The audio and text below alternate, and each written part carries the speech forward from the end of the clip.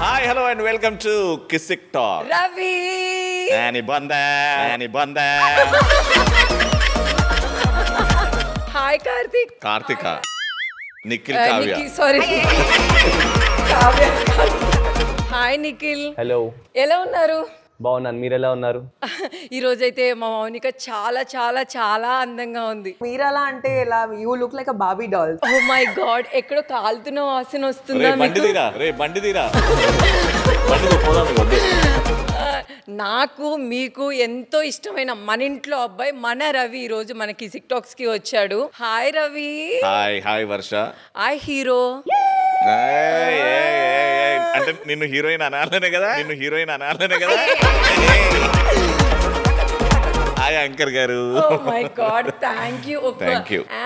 ఒక యాంకర్ గురించి చెప్తుంటే ఓ మై గాడ్ ఎంత బాగుందో.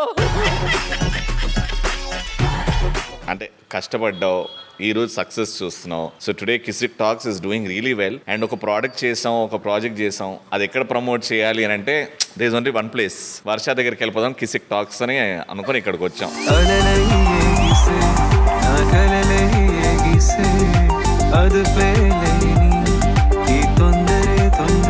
ఏంటి రవి అసలు ఏంటి ఆ సాంగ్ లో అసలు మామూలుగా అలలు అక్కడ ఇక్కడ లేవు, మొత్తం పరుగులెడుతూ ఉన్నాయి.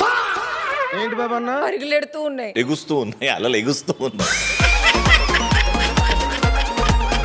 ఏంటి రవి ఇంత పెద్ద హిట్ సాంగ్ అసలు? పాట బాగుంది, చాలా బాగుంది. We reached 1 million. So it is, మేము ఎంత చేసినా వాళ్ళు లేకపోతే జీరో కాబట్టి చూశారు. అండ్ ఒక మంచి టీం, నేను my childhood friend Nikhil and Moni, quality output అంటే ఈ టీం ఉండాలి అని చెప్పేసి ఈ టీం సెట్ చేసాం. అసలు ఎందుకు మీరు ఈ సాంగ్ ని గోవాలోనే షూట్ చేయాలని అనుకున్నారు? హైదరాబాద్లో బీచ్ లేదు కాబట్టి